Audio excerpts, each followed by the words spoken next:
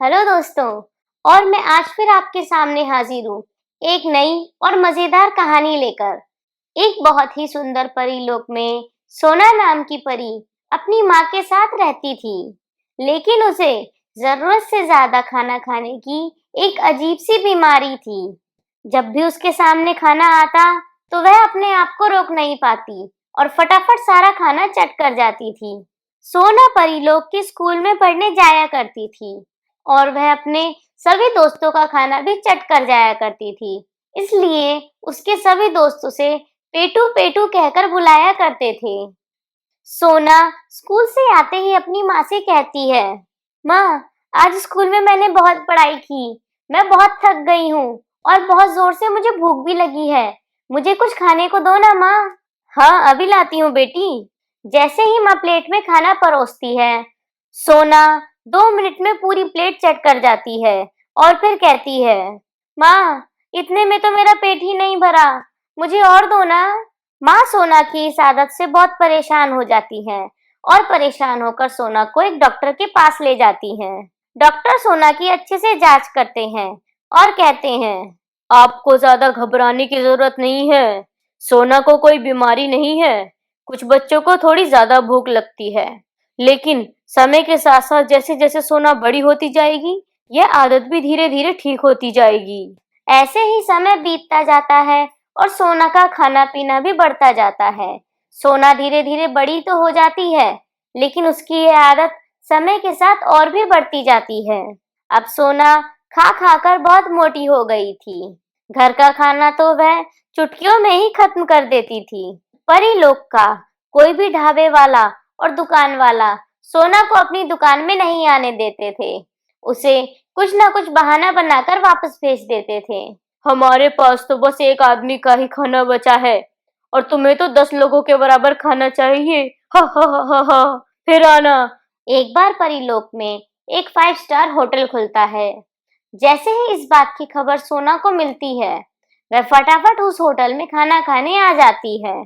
सोना को देखकर उस होटल का मालिक कहता है, आओ बेटी आओ, तुम्हें क्या चाहिए? तभी वहीं पीछे बैठी हुई एक परी बोलती है, आप जानते हैं ये कौन है? इसे बिल्कुल भी खाने के लिए मत दीजिए, नहीं तो फिर बाद में आपको ही पछताना पड़ेगा। तुम ऐसा क्यों कह रही हो? ये चाहे जो भी हो, ग्राहक तो भगवान का रूप होता है।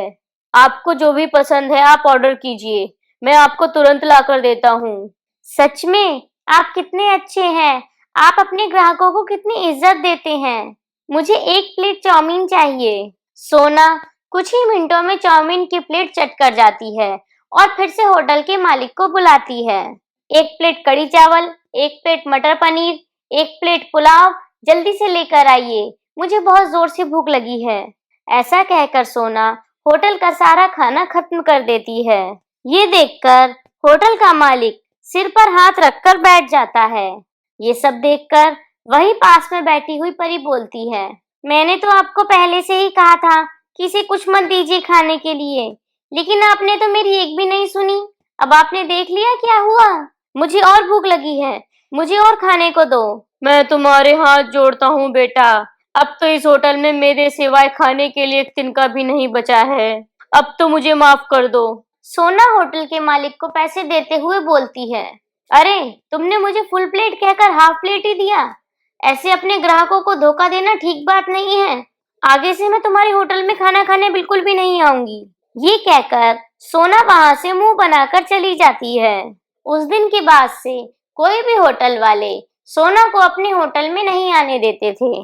फिर सोना को एक तरकीब सोचती है। वह सोचती है, क्यों ना मैं पृथ्वी लोक जाकर वहां के नए नए व्यंजनों का स्वाद उठाऊं। वह पृथ्वी लोक जाती है और यह पता लगाती है कि शादियां कहाँ कहाँ पर हो रही हैं। वह भेष बदलकर शादियों में पहुंच जाती थी। वह कभी लड़की वालों की तरफ से जाती तो कभी लड़के वालों की तरफ से, और वर वधू को आशीर्वाद देकर खाना खाने बैठ जाती थी। शादी में आए हुए सभी मेहमान उठ जाते, लेकिन सोना वहां से टसकी मस नहीं होती। और सोना के जाने के बाद बचे कुछ लोगों के लिए तो खाने के लिए कुछ बचता ही नहीं था।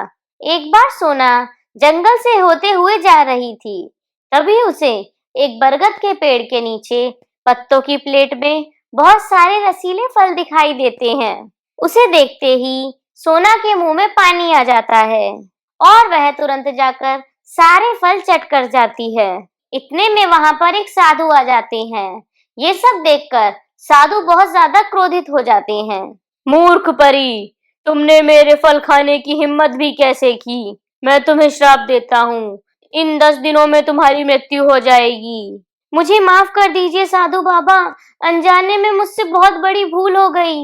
इतनी छोटी सी गलती की मुझे इतनी बड़ी सजा मत दीजिए। प्लीज मुझ पर दया कीजिए, मुझे छोड़ दीजिए। एक बार का दिया हुआ श्राप वापस लेना मुश्किल है, लेकिन तुम्हें अगर जीवित रहना है तो उसका एक उपाय है। अब से तुम्हें साधारण मनुष्यों की तरह ही खाना खाना होगा और योगासन और व्यायाम भी करना होगा, और उतना ही खाना होगा जितना कि तुम्हारे शरीर के लिए आवश्यक हो, तभी तुम्हारी आयु बढ़ेगी। इतना कहकर साधु वहां से गायब हो जाते हैं।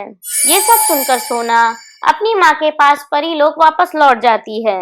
सोना को देखकर उसकी माँ बहुत खुश हो जाती है और उसके सामने बहुत सारे व्यंजन परोस देती है। नहीं नहीं माँ, इतना सारा खाना, मुझे इतना सारा खाना नहीं चाहिए, मुझे तो बस थोड़ा सा खाना दे दीजिए।